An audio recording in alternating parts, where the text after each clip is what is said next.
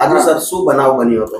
બનાવ એવું બન્યો કે ભાભોર દ્રષ્ટિબેન જે છે નટવર એ ગઈકાલે 8 વાગે કે 8 વાગે પહેલાં એ કંઈ બીમાર હતી અને કંઈ છાતીમાં દુખાવો થયો અને કંઈ દવાખાને લઈ જતા ઝાડા થઈ ગયા અને પછી એને તાત્કાલિક આપણે ઝાયડસમાં વોર્ડમાં વોર્ડન દ્વારા શિફ્ટ કરવામાં આવ્યા અને ત્યાં એડમિટ કર્યા અને પછી વાલીઓને ફોન કરવામાં આવ્યા વાલી પછી ત્યાં 1 કલાક પછી આવી ગયા અને પછી બેન હતા એમને પૂછ્યું ડૉક્ટરને કે શું છે તો બોલે 1-2 દિવસ લાગશે રિકવરી થતા અને એમના વાલી આવી ગયા.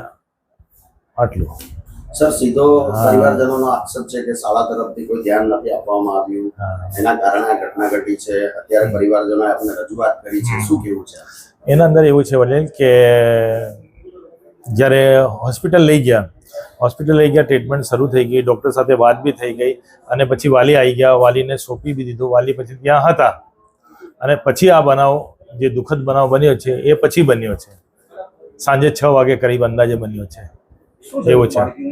એટલે વોમિટ ને કંઈ ઝાડાનું કંઈ પ્રશ્ન હતો એવું હતું.